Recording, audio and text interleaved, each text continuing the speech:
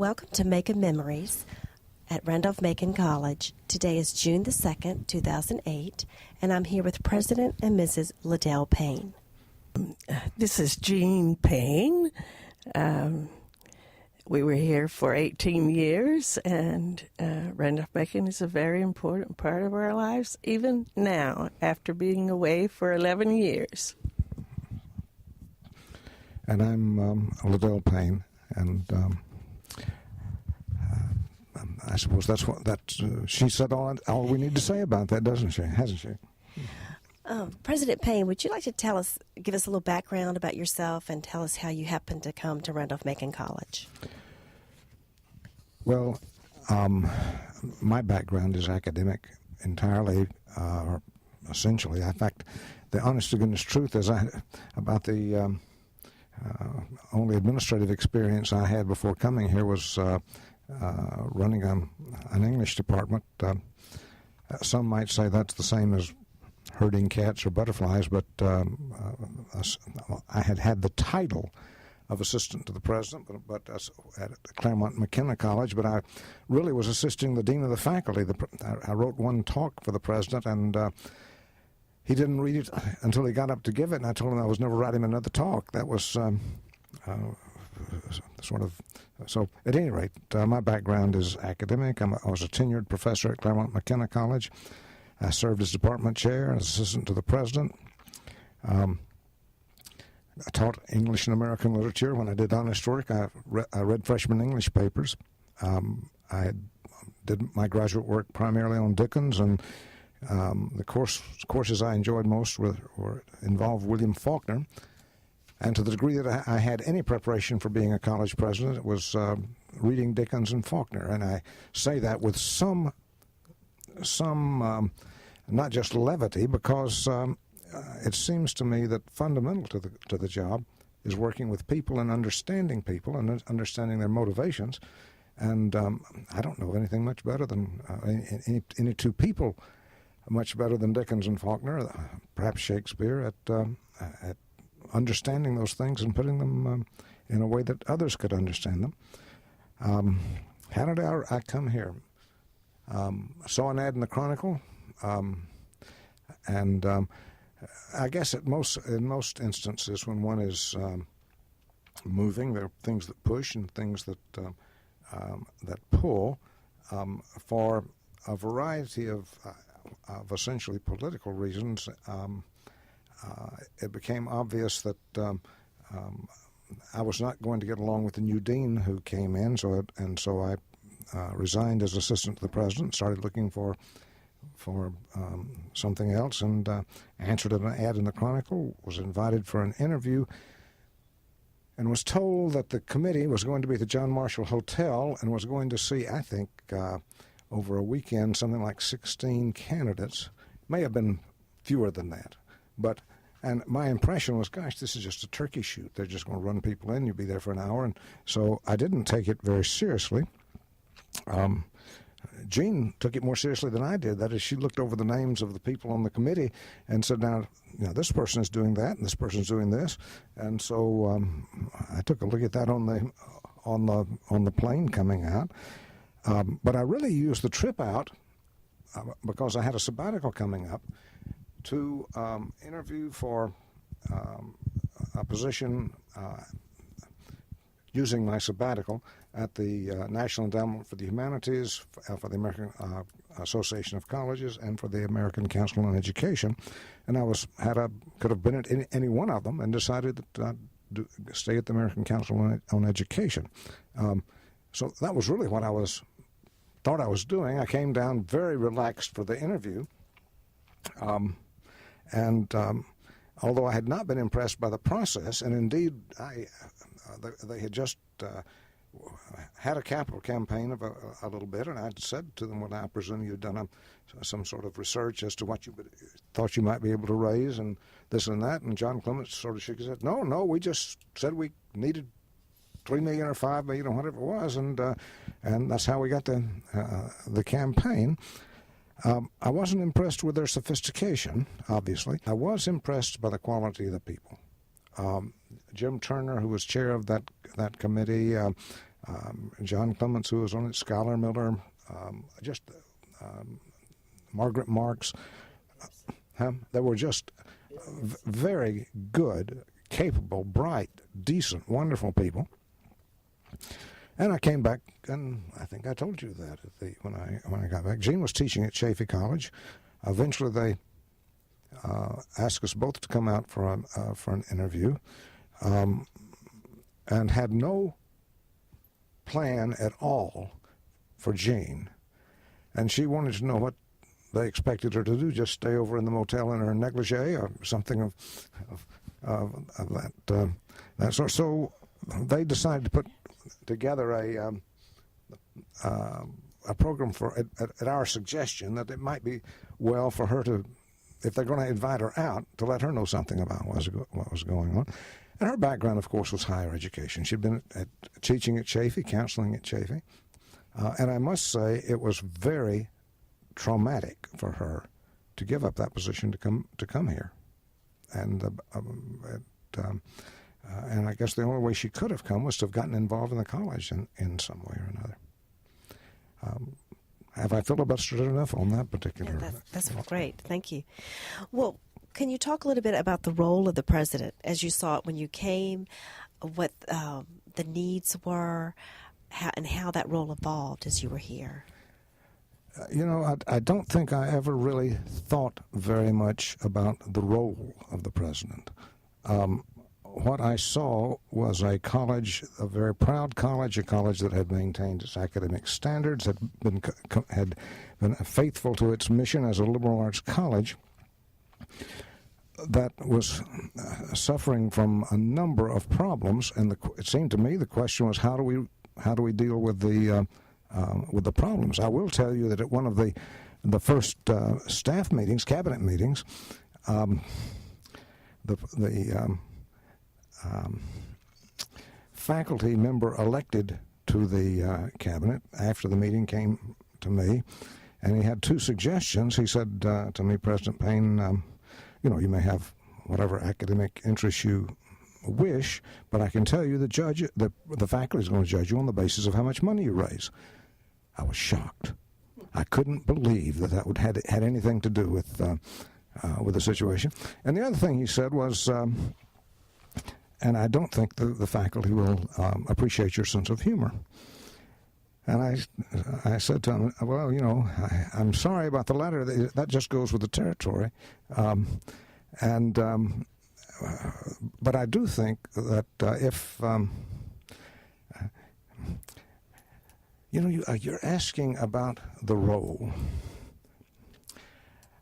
There was a man at Case, Council for Advancement and Supportive Education. When I was at the American Council of Education, I visited around the various organizations to which we belonged to find out what they did for us. He had been president of a state university, and he was in the process of writing a book which had much to do with the role of the college president. His thesis was that the college president was a friendly phantom. He appeared, made sure everybody knew he was there, and then disappeared. You walk across the front of the basketball court, but you don't stay there. You've got other things to do. And I told him at some point, this is just hogwash. He said, yes, but it works. And my response to myself to that was, look, if that's what you have to do, I'm really not very interested.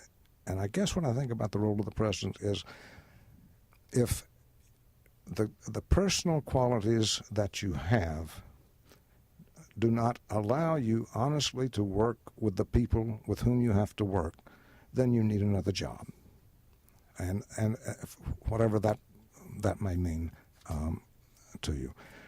A couple of things, there are weaknesses. My strength is academic. My weakness, I'd written a few grant proposals for fundraising, and I had managed a very small budget for the English department. One of the first things we had to do was to prepare the budget for the year, and the characteristic way of doing this is for departments all to submit their budgets to the treasurer, and the treasurer and the president to sit down and decide who gets what, and then it comes back down.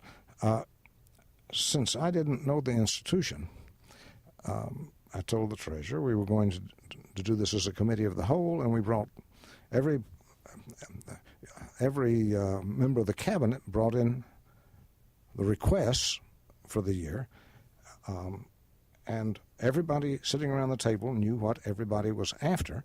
And of course, it was when you start, you're about, well, back at those days, it was 3 or 4 million, maybe 5 million out of balance. Then you had to whack away at it too. But by the time it was over, there was a sense of a teams having been built around the budget, because everyone knew what everyone had given up in order to make the thing work. Now, I don't know if that's a role or if that's just an approach to doing things, but it struck me that the crucial question, whatever role anybody was playing, was that the college had to get on a sound financial basis, and it had to get over the hurt of the previous years. Is that? Yes.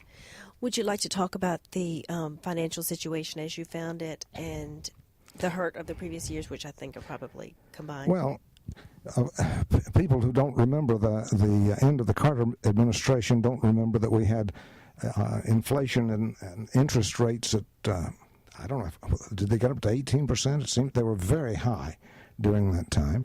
And also, we all knew that we had run through the baby boom, and that from that point on, we were going to have fewer and fewer 18-year-olds coming into to college, and there was a general sense that some colleges were going to fail. And it nationally, during the prior boom years, the baby boom years, Randolph-Macon hadn't really flourished. In fact, there had been a decline in the number of male students, and they, I think by necessity, had decided about 1972 or 3 to become a coeducational institution. There was low morale among the faculty and trustees.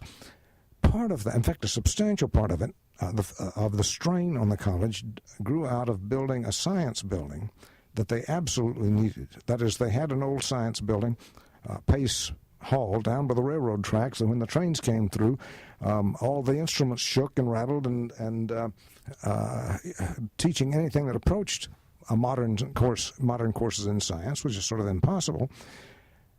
And so, as I understand it, the board knew they had to have a science building, had the faculty make preparations for it, and then decided that they would build it, and then they'd have a capital campaign. If they raised $100,000 toward the building, I don't know it. They built it. They overbuilt it in many respects based on what they needed then. They borrowed half of the money from, and this is a $4 million building, I believe. May have been 2, but you'll have to look that up. I just don't. But they borrowed half of it from and this would be 73, I guess, from the federal government at about 4 or 4.5% interest, and the other half of it they borrowed from what became Crestar Bank, and I don't even know what it is now, to at prime plus 1%, with interest turning over due every 90 days. And as you can imagine, when those every 90 days, the interest payments coming due, as inflation did what it did in the 70s, they were absolutely strapped. They couldn't pay the faculty. I think one year they offered a 1% raise. That there was an attempt. There was a collective bargaining agency election that failed at the time. But to even have a collective bargaining election at a place like Randolph-Macon is unheard of, especially in Virginia. So that was going on. In order to get through the year, they would borrow money to get through the summer. When the tuition came in the fall, they'd pay that off, and then they'd get through until about Christmas, and they'd have to borrow again to pay. As at least I understand that's what they had to do, and then they'd pay that off when the tuition came in again. And it was, and then they were having deficits despite this, that they were borrowing from the endowment to take care of. The endowment, I think, was something in the plus or minus $8 million, maybe $8.5 million, and there were $2 million of it that had been borrowed to cover the deficits. So there was a cash flow problem. There was the result of all of that. The result of that, of course, was deferred maintenance. Not only do you not have low salaries, but you couldn't do anything to keep the place in shape, and there were buildings on the old campus that were falling down. Wash Frank Hall, Pace Hall. Nothing was air conditioned. None of the, let's see, Conrad and Moreland dorms were air conditioned because they had been built by a contractor who came in and said, "We'll build the building, and for 20 years we'll take the rent from the students, or you can pay us out of the rent from the students. At that point, the buildings are yours." And that's a good deal if you like the buildings. So you had the faculty sweltering in Fox and Haley, in particular. The science building was air conditioned. There was a kind of air conditioning in Peel Hall. It was sort of like a window unit, a little, but not much better. And none of when it rained, the Henry Street became what was known over the years as either Moreland's Moat, Lake Luther, or Payne's Pond. I have looked out and seen kids swimming in the gutter there with trucks, cars coming down in the middle. You'd see a head bob up out there.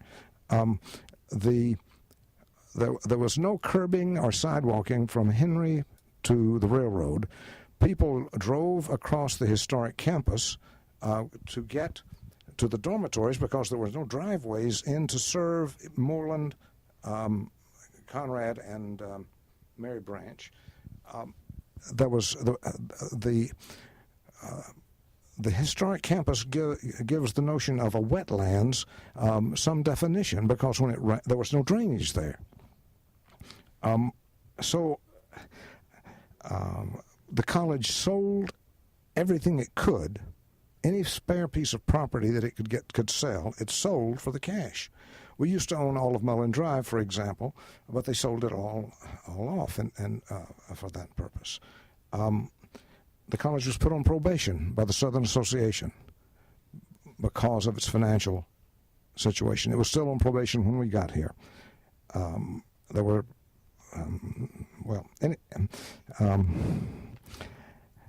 I have to say that trustees such as Jimmy Butler saw how serious the problem was.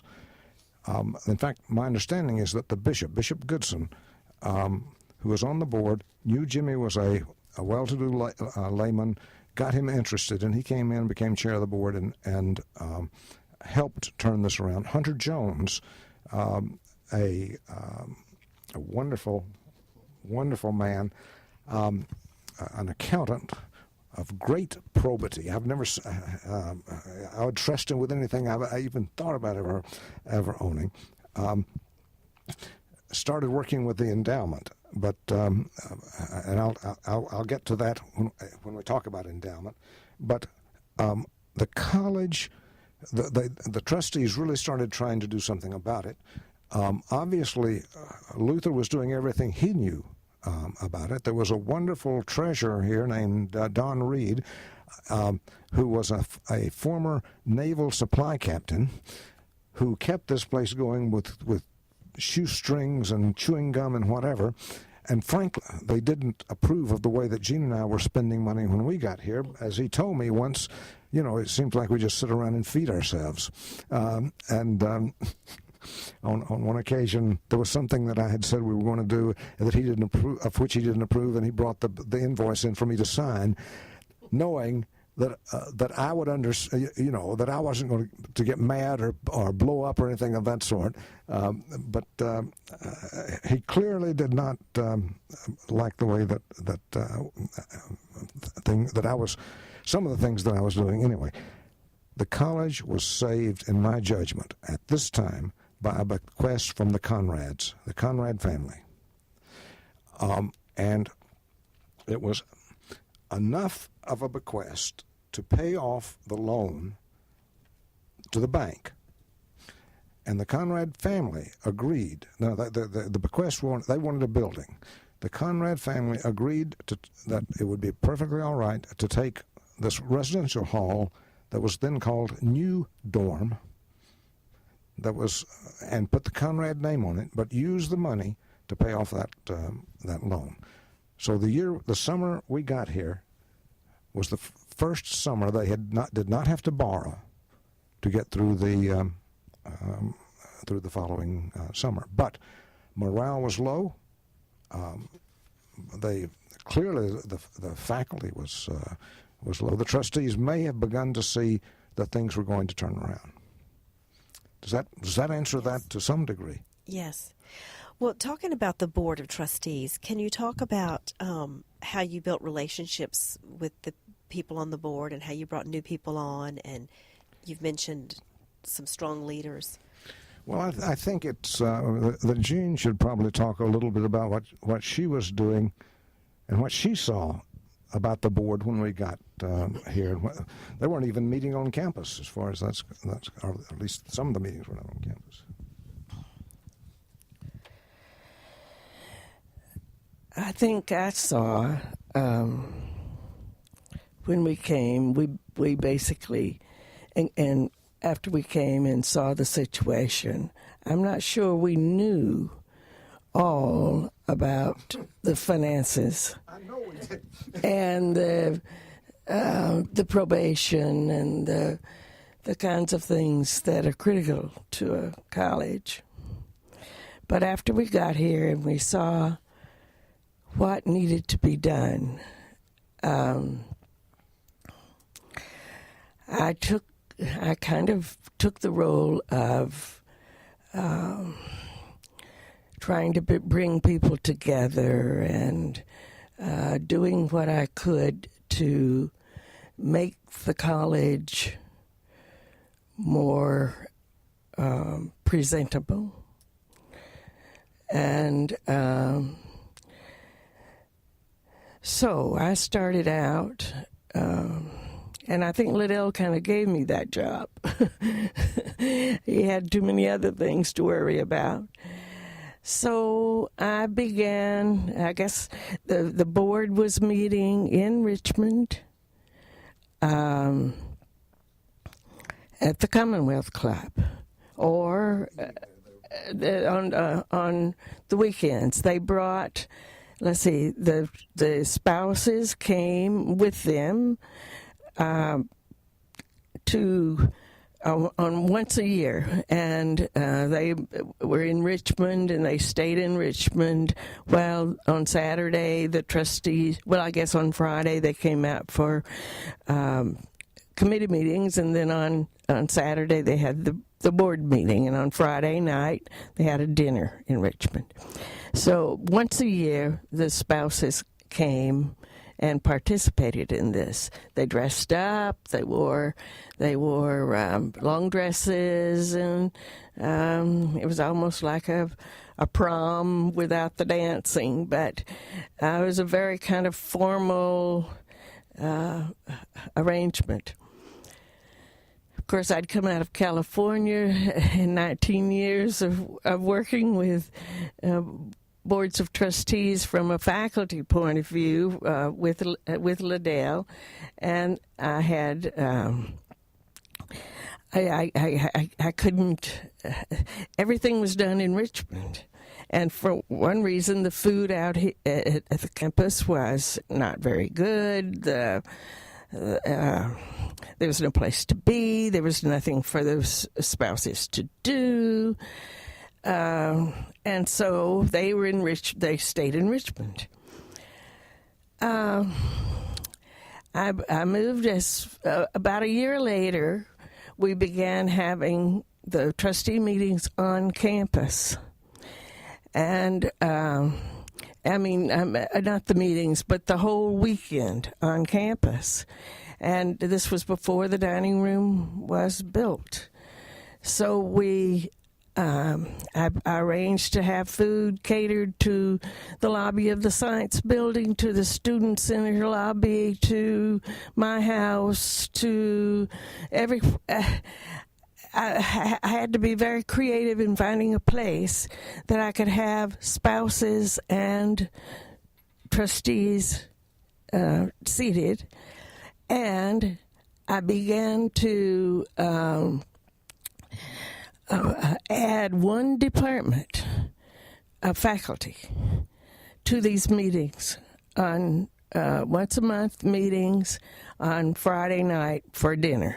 So at that point, I could have faculty, I could have trustees, and everybody together. And for a program, we often featured, for a program after dinner, we featured an outstanding faculty member.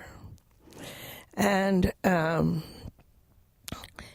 then I arranged to have a program for the spouses on Saturday morning, which I just came up with something for them to do every time the board met.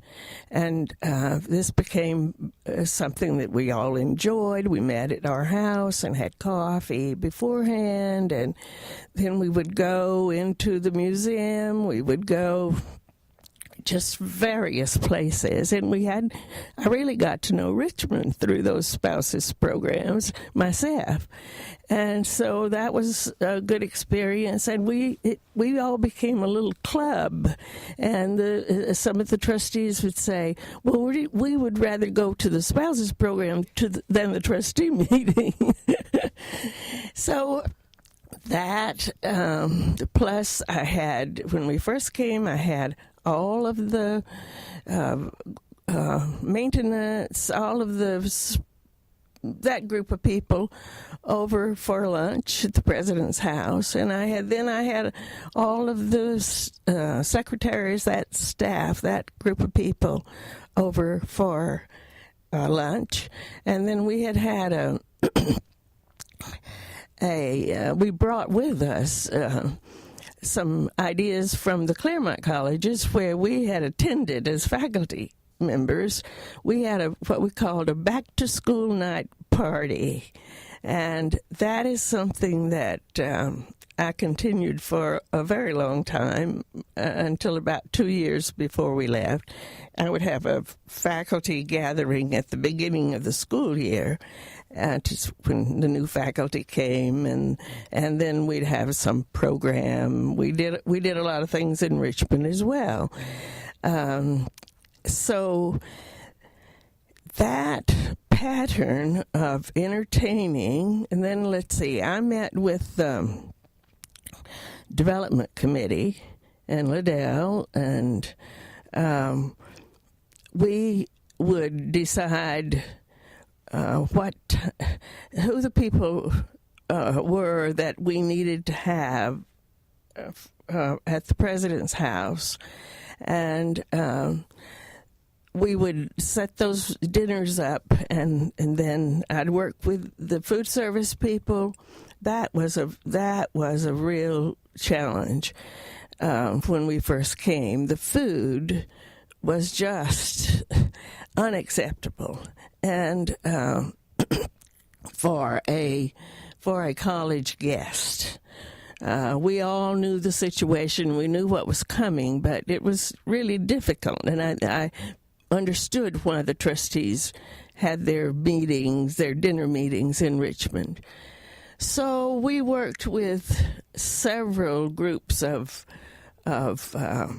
caterers, and we worked with several groups of people at the college. We changed from one food service to another food service to another food service until we found someone finally who could give us the quality of food that we needed and could cater appropriately.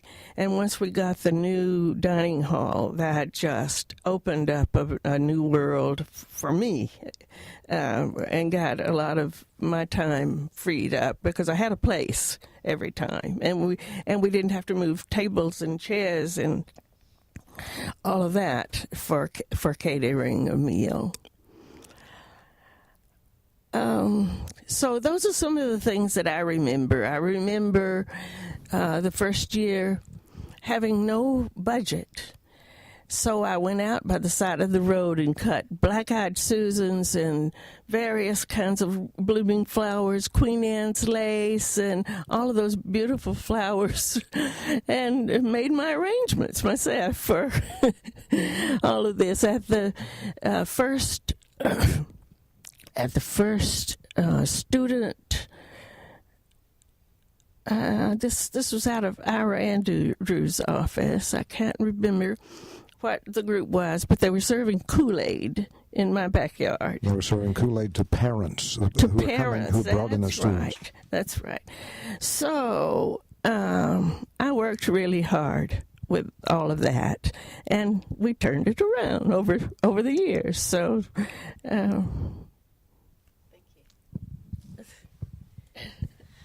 Thank you. Well, would you like to continue? Well, that all of that.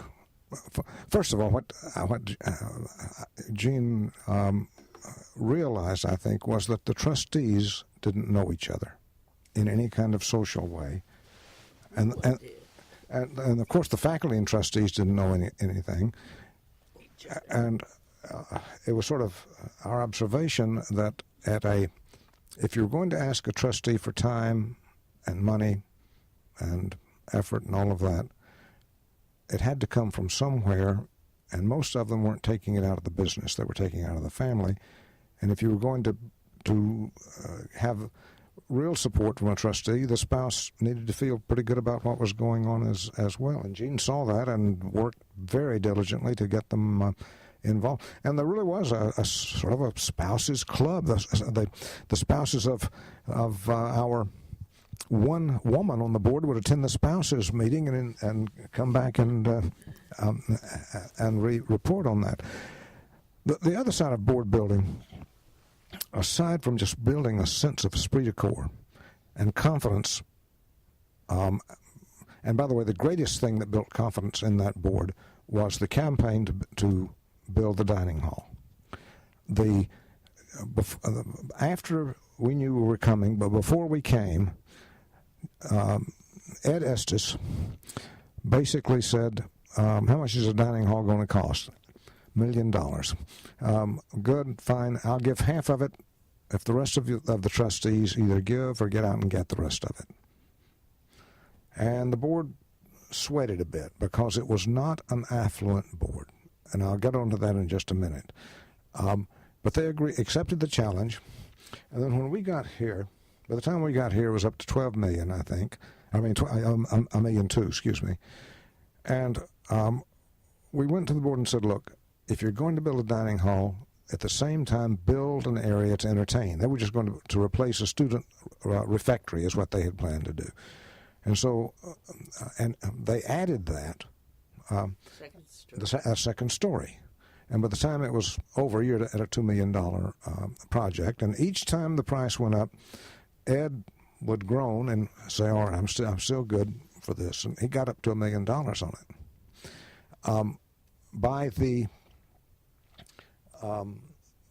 one of our great memories, and Jean laughs at this as much as I do, we had been to the foundations. We had made the calls. We had everyone had given sacrificially, and they were still somewhere around $80,000 or $90,000 short.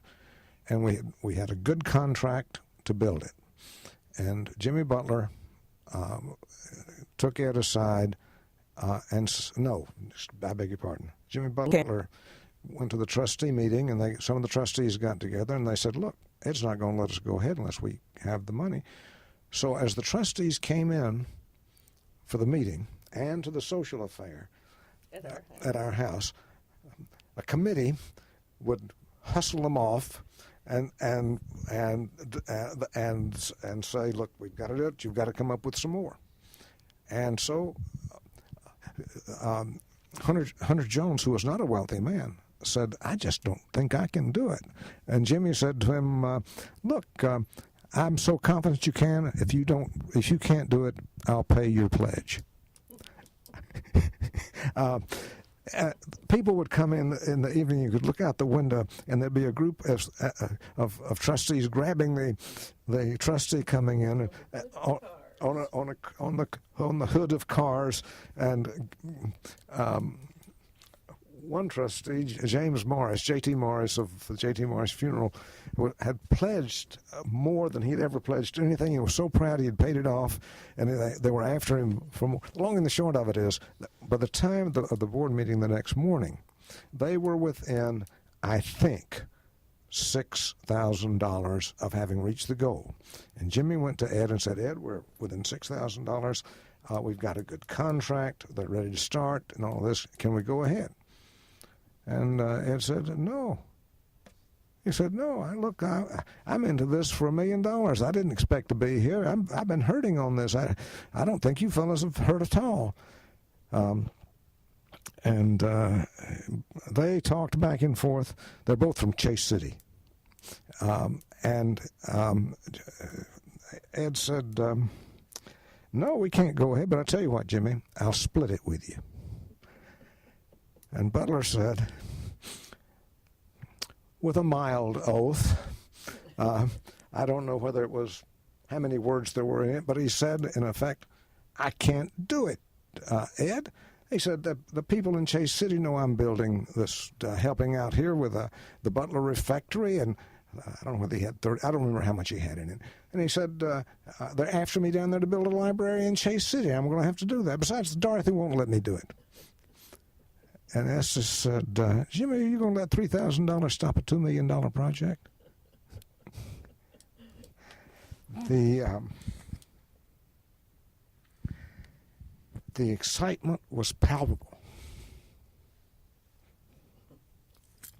It did more for that board at that time than anything else could have. And it did more for the faculty. The faculty belief was that there had never been a successful capital campaign at Randolph-Macon. The last campaign for whatever it was didn't make the goal, and it didn't make the goal. And this time they did. And it was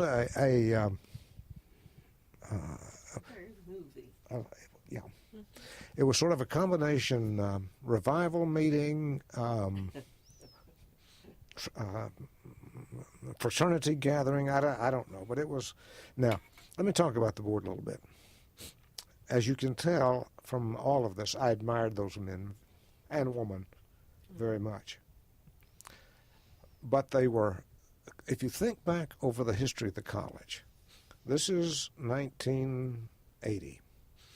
You're looking for the people people are going to give $1 million are people who graduated 30, 40 years ago, who've made their money, who have taken care of their estates. They know that one way to do it is to ask yourself, how much money would you have to have if you gave $1 million away?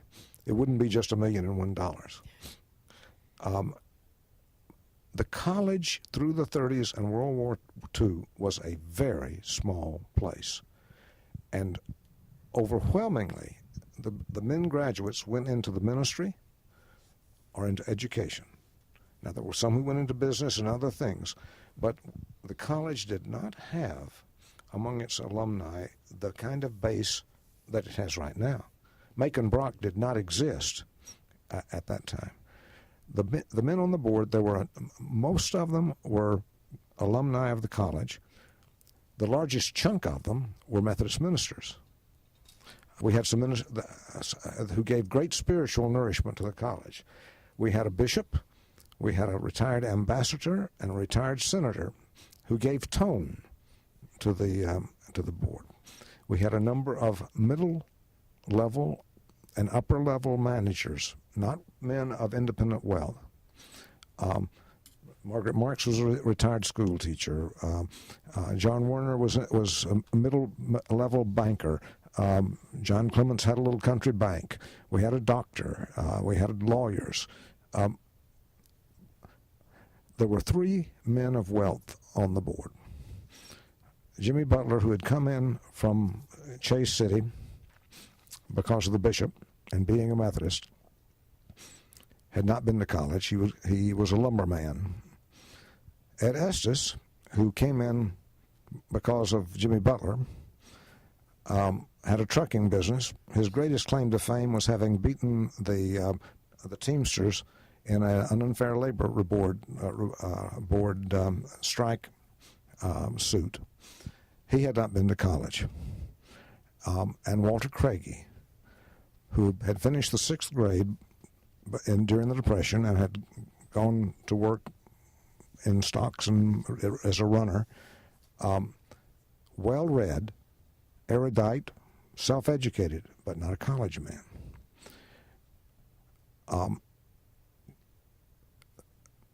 Jimmy and Ed, I've told you a bit about how they worked.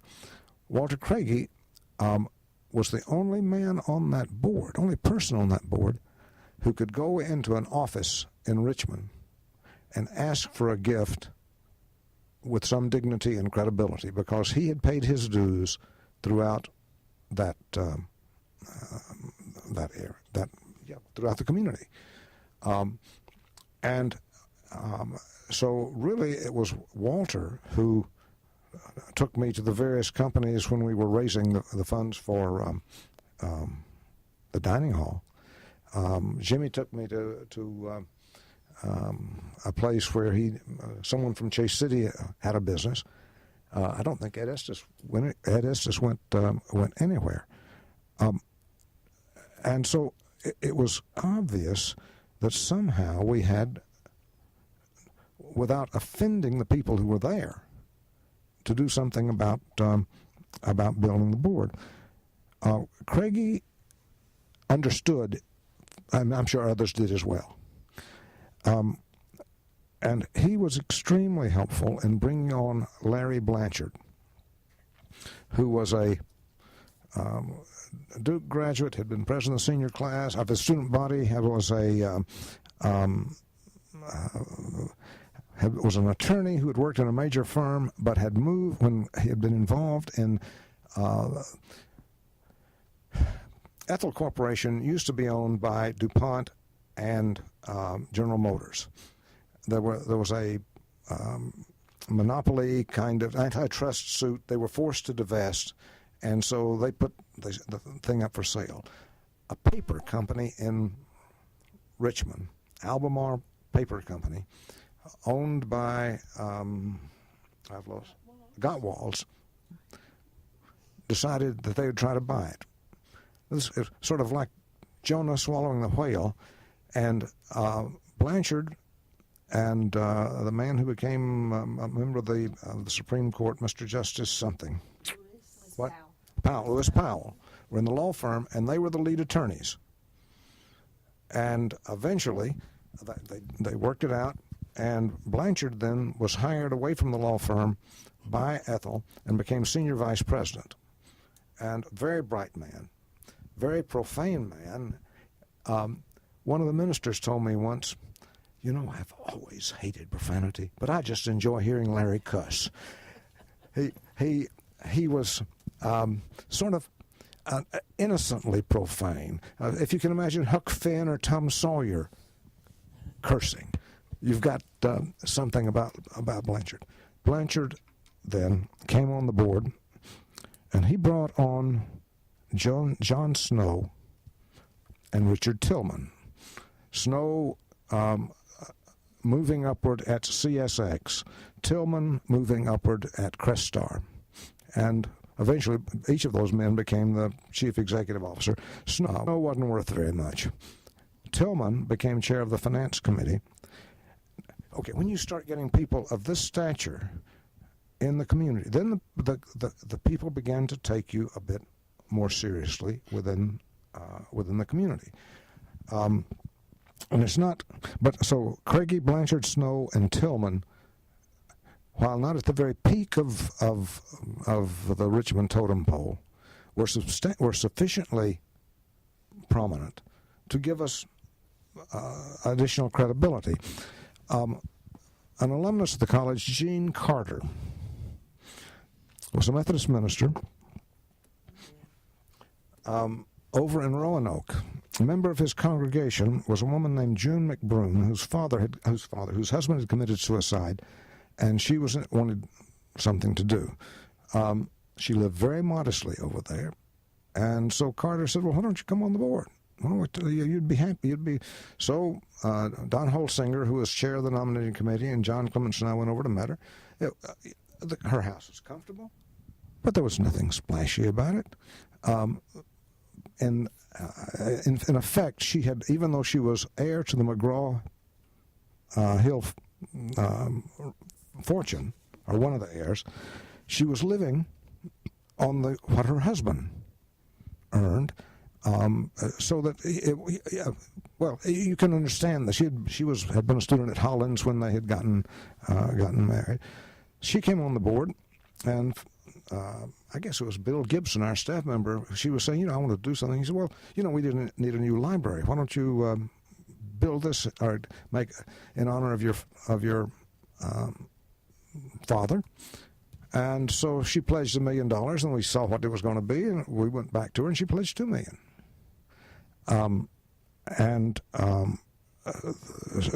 All of this, in effect, getting ready for the next capital campaign, that Blanchard was going to be the big horse for as doing what Craigie had done informally earlier. Flavia Owen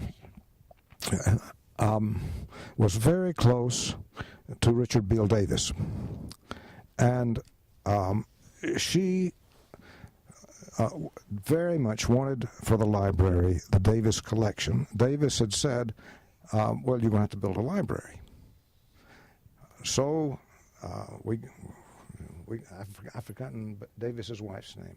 They had no children, and so everything was going to come to the college in terms of his intellectual resources. He wanted them kept in one place and all of that. And of course, we promised him we would, but we used that as a means for pushing the library project ahead of some of the other projects. We had a graduate named Harvey Neville, who had been president of Lehigh University. Lehigh. You don't remember Lehigh Cola, do you? No. See, you're much too young to remember what was going on in the South with cola drinks back in the 30s and 40s. His good friend, Carol Pritchett, husband had been involved with, I want to say IBM. And she was quite well off up in Bethlehem, Pennsylvania. Bill Gibson, a staff member here, was extraordinarily effective in working with little old ladies, if I may put it that way, with June McBroom, with Carol Pritchett. We brought Carol on the board, and were able not only to build the library and some other things, but part of what we were doing was trying to recapture the property along Patrick Street that was owned by private people. And so Carol enabled us to buy and refurbish what became the Neville House, the Honors House. Yeah. Was it the Honors House, or was it the Day House? Well, no. Admissions. Didn't Carol do admissions? well, let's see. Excuse me. It is Pamela's Honor's house. You're correct. She did. We owned that house. It was one of the few houses on the street we owned, and Hugh Stevens and his wife were living in it. And we told them that I'm sorry they had to move. We had to have a place for admissions, and we moved admissions over there. And Carol Pritchett completely refurbished it and it became the Neville House. You're correct, of course. But we were able to buy what became the panel house and redo that for the honors program. And there were some houses there that we turned into sorority houses, and but once we got all of that property, we were able to extend the property that was behind it, where the so-called motel dorms, were located.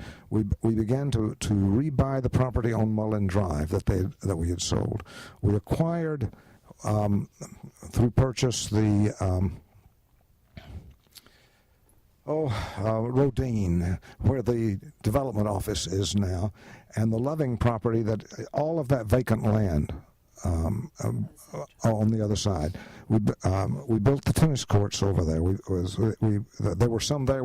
But they were not well made, and we took them out and put them back in, so that we were. And also during the capital campaign that grew out of building the board. No, that's a mistake.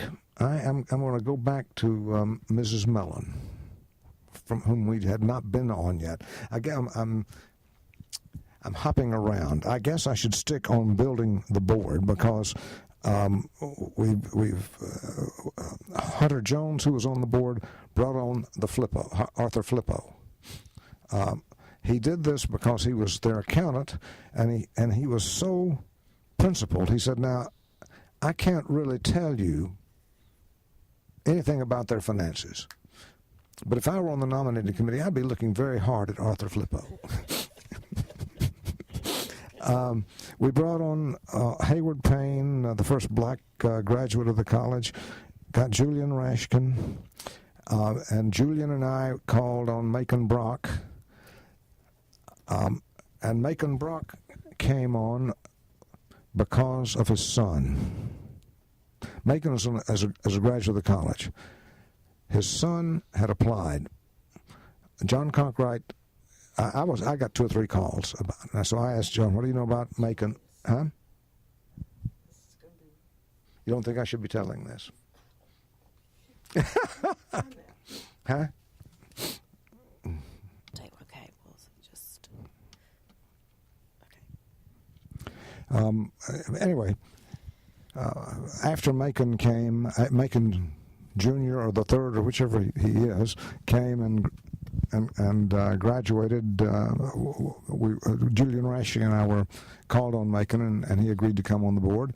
And then once we got into the capital campaign, Beverly Dalton and I called on him and asked him to give a lead gift for the sports center, the recreation center, what has become the Macon, the Block Center over there. And of course, he's done extremely well on the board. Julian Rashkin has said to me more than once that it's obvious that the board evolved during the time he was here. Again, that might be something that you would find interesting to talk with him about.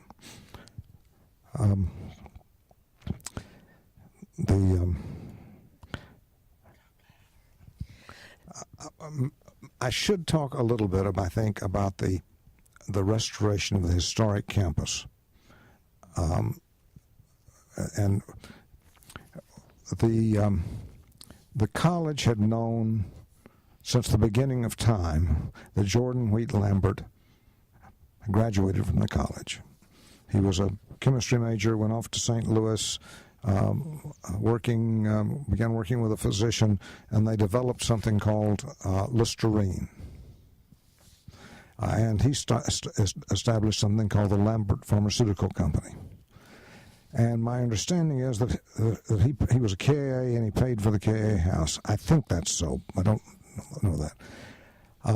His son invented halitosis and sold a lot of Listerine to cure it.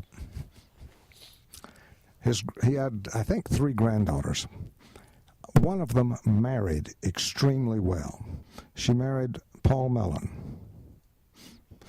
And what we learned, well, we had the college, before I got here, had been trying to get to the Mellons, and there was an attorney who was sort of a gatekeeper that no one could get past. During the sesquicentennial, there was a sesquicentennial committee. Flavia, I think, may have chaired it. I'm not sure. But certainly she was on it. And the committee put together a list of people to be honored with honorary degrees during this period of time. And I think we were giving about 5 of them away a year. They came in with Mrs. Paul Mellon's name. And Bill Gibson was liaison on that committee to the board. And I said, Bill, these are sophisticated people. They will see this as simply a ploy to get at their wealth. And he said, but look, she is an accomplished landscape architect. There is a connection with the college. And besides, suppose they turn us down. They're not going to take out an ad in the Wall Street Journal announcing they've turned down an honorary degree from Randolph-Macon. So I wrote her a letter. I think this was in February. And I didn't hear, and I didn't hear, and I didn't hear. And I figured she's just ignoring it. And then out of the blue, I had a little handwritten note from her saying that they'd been in one of the islands in the Caribbean.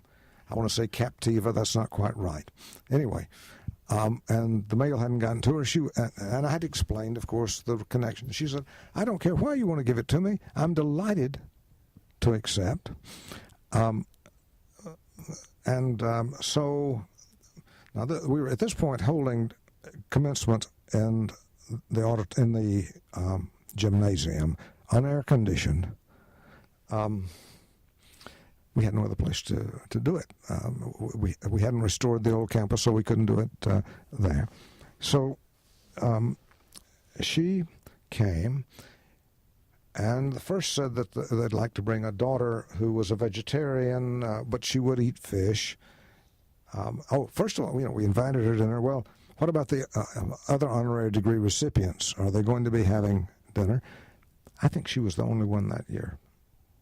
And I don't remember. I just know that we finessed it so that she was there, Flavia was there, I think Bill Gibson was there. Our commencement speaker was the author Tom Wolfe, who had gone to Yale, and of course Mr. Mellon had gone to Yale, and Charles what? Charles, a member of one of their foundations who was running not the Carnegie, one of the libraries in New York, who lived across the street museum. Yeah, Charles Rice Camp. Charles Rice Camp. How is that, Gene? Don't you think that's impressive to come? Charles Rice Camp had been Tom Wolfe's roommate at Yale. I mean, this just fortuity. So we had a fine evening there. Mr. Mellon took me aside and said, "You do not know how much good you are doing." And Bill Gibson found out from Mrs. Mellon's assistant that Mrs. Mellon had been the ugly duckling of the family, that her father had preferred the other 2 girls. She had gone to a finishing school, but he had never... That she did have a connection to Randolph-Macon because when the family would go by train to Florida for the winter, they would pass through the campus, and he'd say that's where grandfather went to college. So shortly thereafter, I had a call from the attorney who said, with our permission, the Mellons would like to send an engineer down to look at this building we had been talking about. We hadn't talked about a building. There had been a presentations made before where they tried to get something done with Wash Frank Hall, because Jordan Wheat Lambert, we knew, had raised money to build Wash Frank Hall when he was a student here. And so the engineer came out, looked at it, and said, yeah, this is salvageable. We can do something with this. And subsequently, I got a call from this attorney saying the Mellons would like for us to apply to the foundation named for her father, into which they were putting money from other sources, for a grant to make the Wash Frank Hall a turnkey job. And I said, well, there are turnkey jobs and turnkey jobs. He said, I think you should ask for everything you need to make this building do what you want it to do.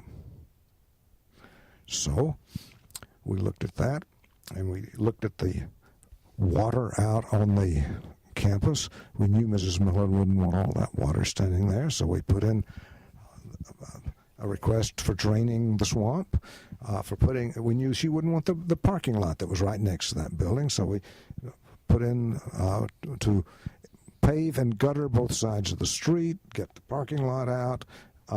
We asked for $2 million.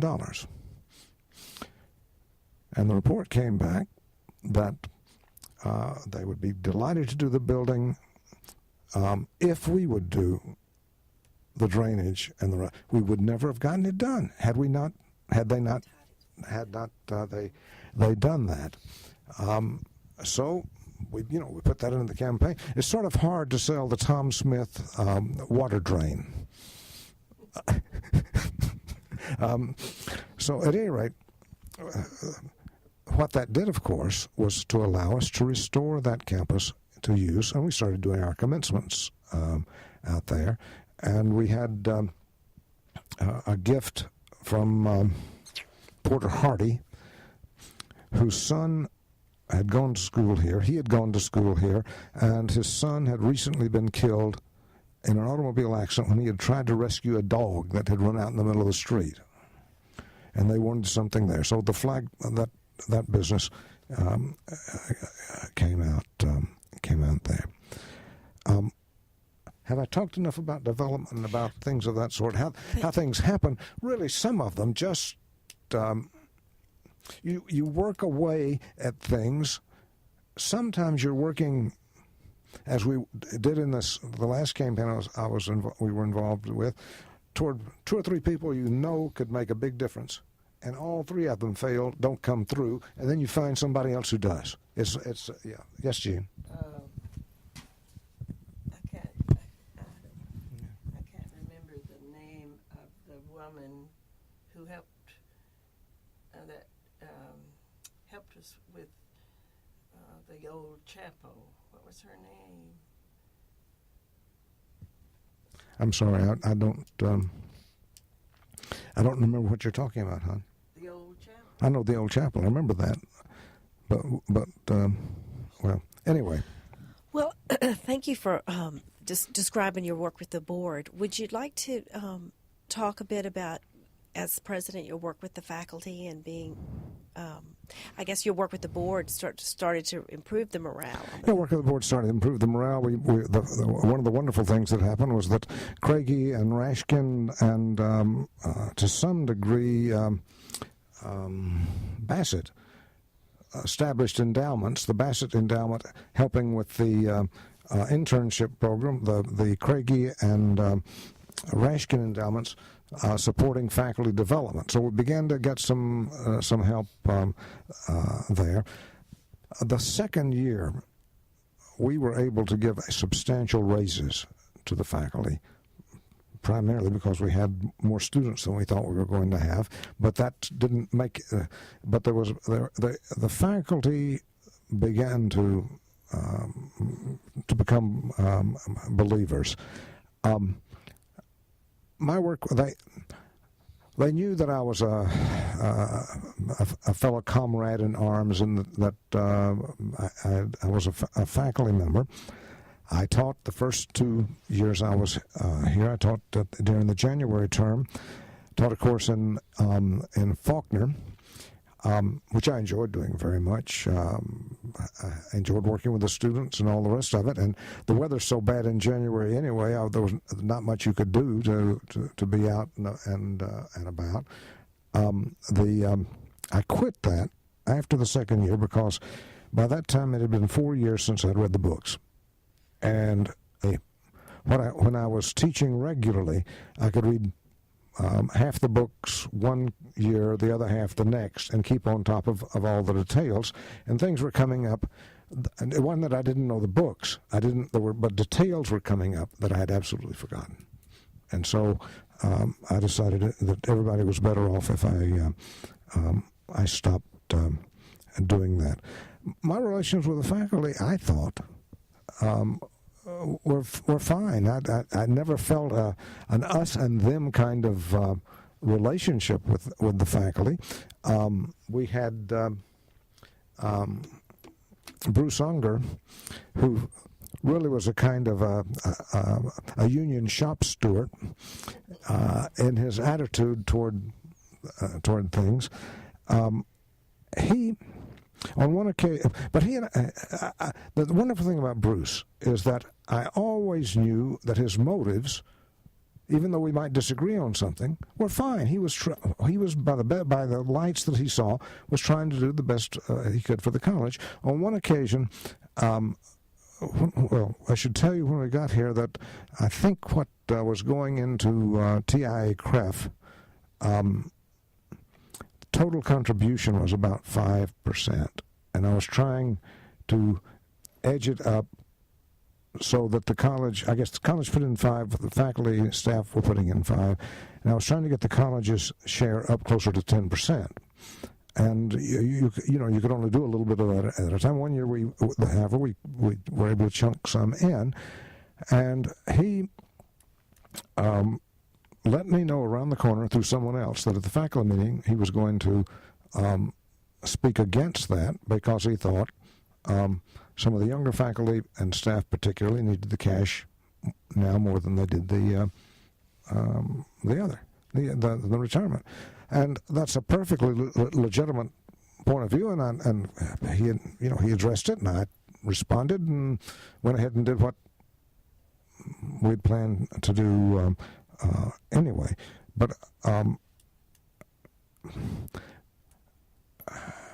the faculty meetings are sort of like the House of Commons. The president's there, the dean's there, and the faculty can ask anything they want to ask. I do think, despite my earlier friend's comment about my sense of humor, that I was able from time to time to disarm some issues with that. But I don't know what else to say about that. That's very good. And I suppose what I would say to you is when you're interviewing faculty, see what they think about the way things worked.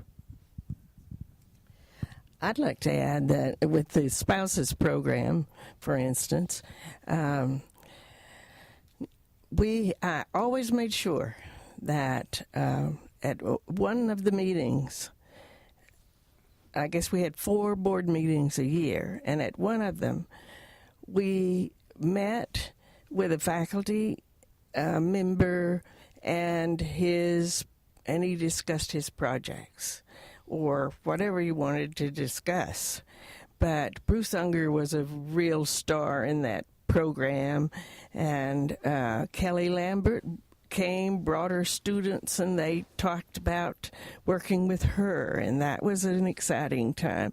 And the spouses, I would take them to the library when it was being enlarged, and we saw all the projects. I made sure they knew what was going on this campus, and involving the faculty, let them see that we were trying to do that as well.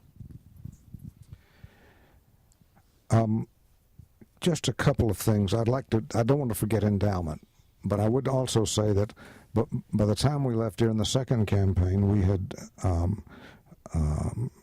been able to build a permanent football bleachers, I guess you would say, and the Hugh Stevens football field. Baseball area. They had raised the money and substantially built the Brock Center, and the Pace Armstead had built the Birdsong, Flippo, Clements, and I've lost the name of that fourth. Star. No. It's one of the. It's not the motels, but it's the townhouse, the town Cochrane. Yeah, the town Cochrane dorms. Endowment. Endowment was low.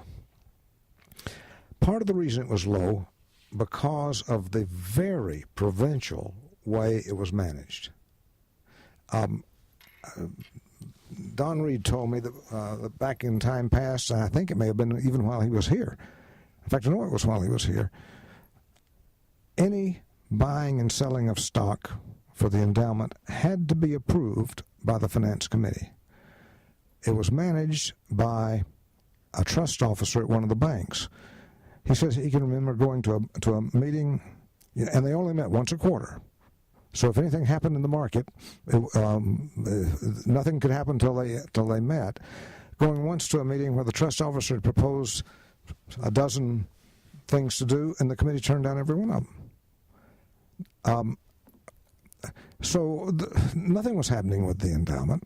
Hunter Jones comes on the board, sharp accountant, and he says, all right, the finance committee is not going to be responsible for buying and selling. We're going to divide or he got the trustees to agree to this. We'll divide the endowment between two trust officers, and I will keep very meticulous track of how each one does and hold them responsible for doing whatever goal we set. And of course, they're both Richmond banks. Everybody in town knows they've got to beat the other bank. And so the endowment began to do better. Sometime during the 80s, after John Clements became chair, we had on our board Robert Atwell. Bob Atwell was the president of the American Council on Education. I had known Bob in California. He'd been president of one of the Claremont colleges, Pitzer College, and when I decided to work as an intern at the ACE, I worked with Bob, and we're friends, and so he agrees to come on our board of trustees. He was not the most effective trustee as far as the trustees were concerned, because he wasn't a good old boy. They looked upon him as sort of the Washington expert who came in, sat down, gave him some information, and went back. He would come in on Saturday morning and go back Saturday afternoon.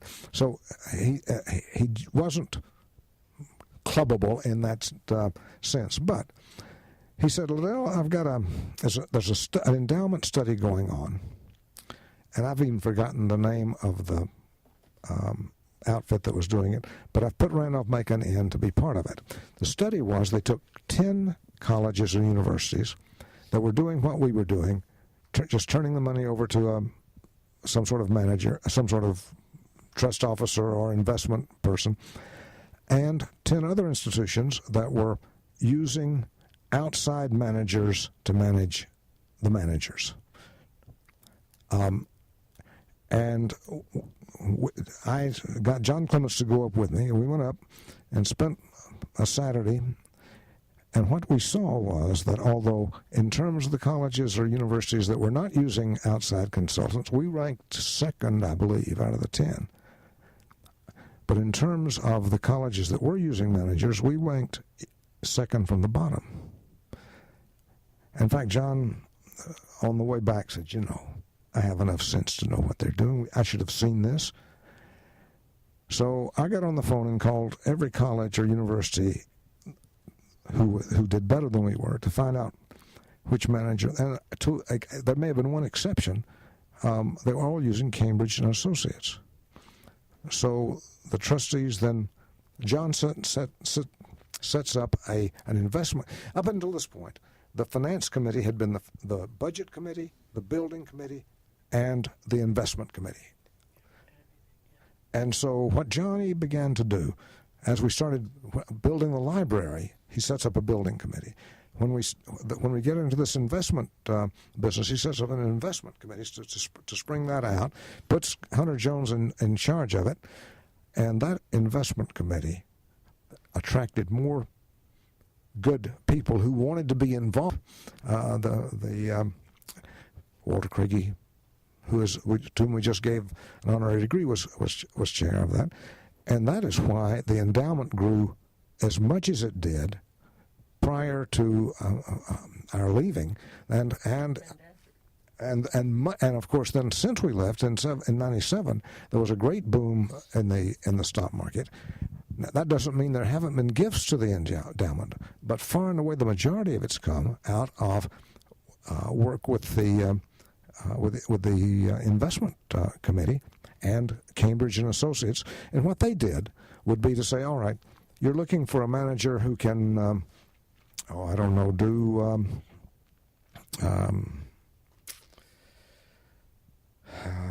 growth fund maybe. Now, these three, here are three people. Here's the track records on these people. These are the colleges that they're working for. If you don't like them, I'll find you three more. But it was then Cambridge who would keep track of how whoever the managers were within the realm of the areas in which they were managing, and so it was a much more sophisticated measurement than just saying, "Are you doing better than I'm doing?"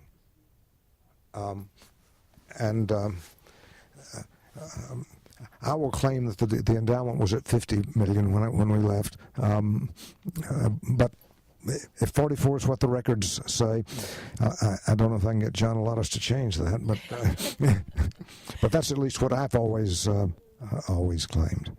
Well, we'll go with $50 million. That's fine. Did you want? I know I'm keeping you a long time, but did you want to speak at all about the colleges association with the Methodist Church? And sure, be pleased to. The college. I'm sure you've read the history of the college and know about some of the problems back and forth with the attempt of the church or some aspects of the church to control the colleges. Prior to World War II, over 50% of the people being educated in this country were being educated at small liberal arts colleges or independent colleges. The churches, even during the Depression, were the source of resources for a place like Randolph-Macon. And indeed, after World War II, there was a major push by the Methodist Church to support education, and out of that came, for this college, the church that we've given, Duncan Memorial Church, the Fox Hall and Haley Hall, I believe, and possibly even the library and Blackwell Auditorium. But essentially, the college after World War II moved across Patrick Street into this part of the campus, and it was done substantially with church funds. And if you look at buildings, they're not named for donors; they're named for faculty or former presidents. But as time passed after World War II, the state colleges really built up. So the second thing that happened was that we were educating the overwhelming number of Methodist ministers in Virginia. So there was a loyalty within the clergy toward the college. By the time I came in '79, if we were educating 2 ministers a year, that was a great push. In fact, what had happened within the clergy is that during this period of time is that people going to college did not make the decision to go into the clergy. It was frequently after they were 30 or 35 or 40 that they felt that was the vocation they should pursue, and they were had been educated everywhere, and also, just as everyone else in the country was sending their students to their sons and daughters to the state institutions, the laymen in the Methodist Church were sending their children the same place. So a couple of things happen. There's much less sense of attachment to the Methodist colleges within the congregations. And when I came, I would say the majority of the Methodist ministers were from Randolph-Macon, but that's not true now. I don't see how it can be true now. And involved, Walter Craigie, to whom we just gave an honorary degree, was chair of that. And that is why the endowment grew as much as it did prior to our leaving, and of course then since we left in '97, there was a great boom in the stock market.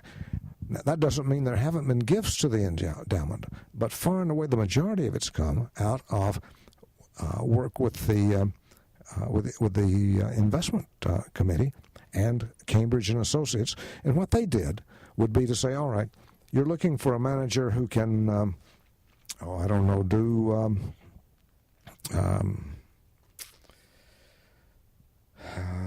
growth fund maybe. Now, these three, here are three people. Here's the track records on these people. These are the colleges that they're working for. If you don't like them, I'll find you three more. But it was then Cambridge who would keep track of how whoever the managers were within the realm of the areas in which they were managing, and so there was a much more sophisticated measurement than just saying, "Are you doing better than I'm doing?"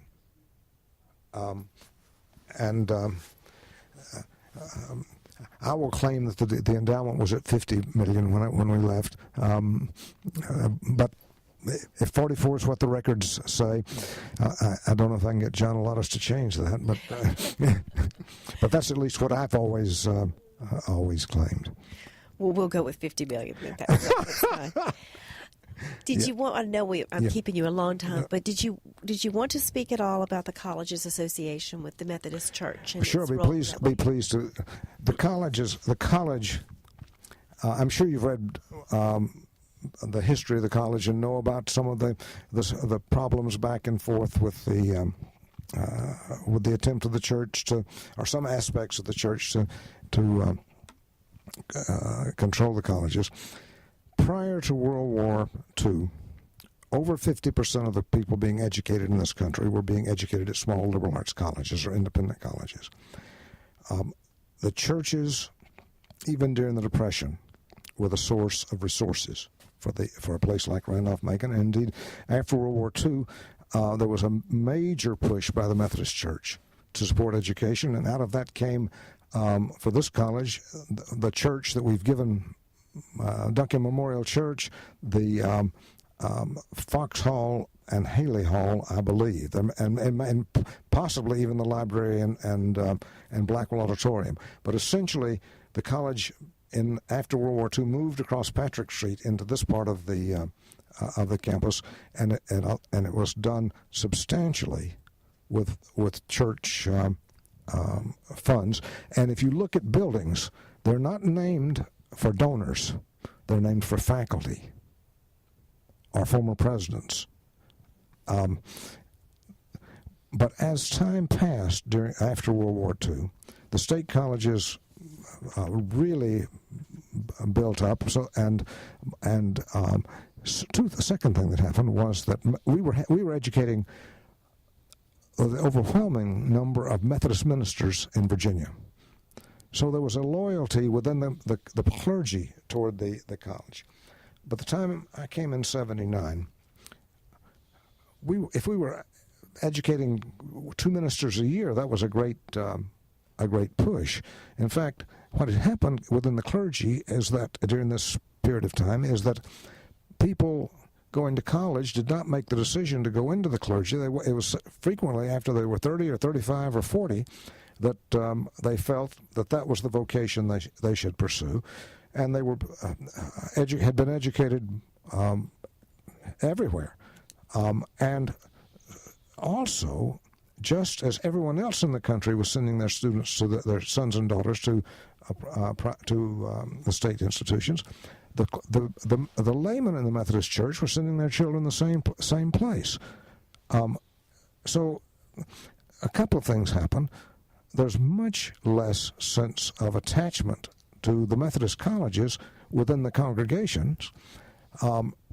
And when I came, I would say the majority of the Methodist ministers were from Randolph-Macon, but that's not true now. I don't see how it can be true now. And are voted on.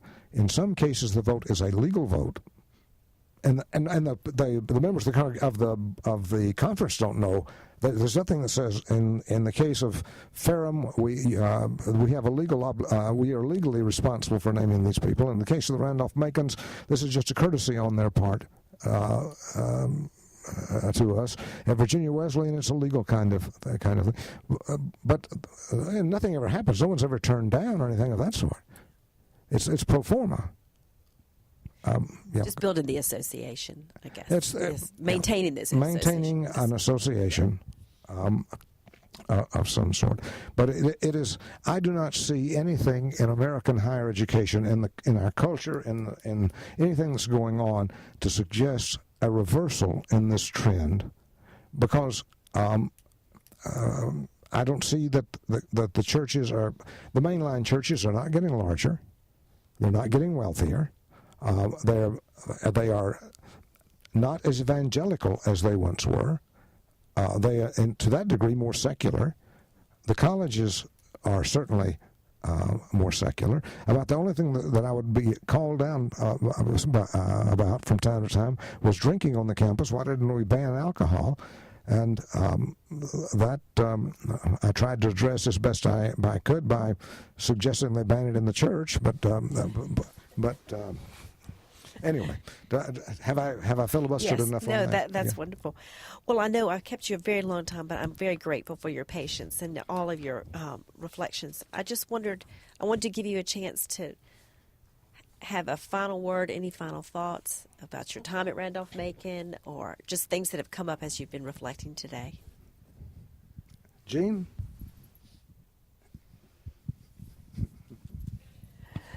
Well, I will add to your last discussion that even though we had no legal ties or no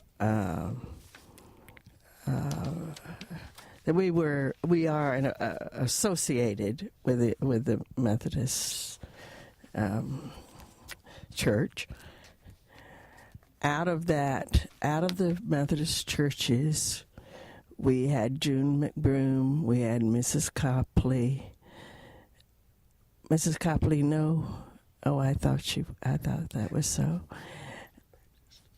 And she was a Baptist. Oh, was she? Oh, I'm sorry. I was thinking she was Methodist. But we did have people who came to us as a result of the minister in Methodist churches from time to time.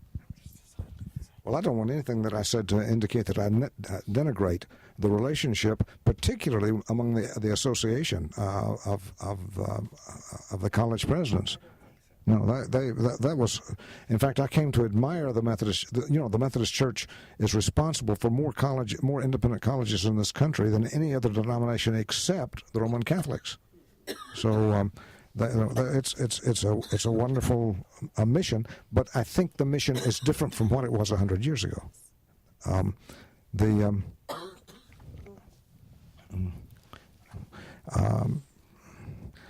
I've very much enjoyed my time here, and it, before it was over, I think the trustees appreciated Jean's services sufficiently to when Bill Gibson left to go to Yale to do development work there, to give her Bill's a job as director of college relations, where she had at least an office and a part of a secretary to work with to help her with some of this. I enjoyed working with the trustees. I enjoyed working with the faculty. I enjoyed working with the students. I don't. Maybe. That's enough, I guess. Unless you can think of something that I haven't talked about. No, it's just wonderful to have you back on campus, and I'm so pleased to meet you.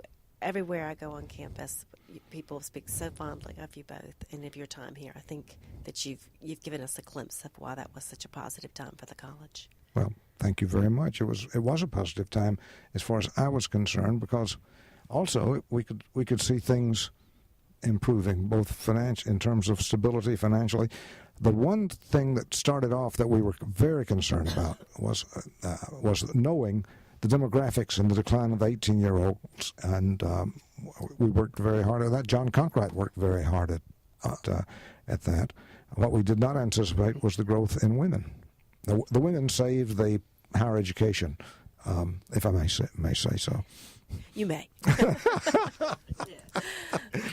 Thank you so much for your time on Making Memories.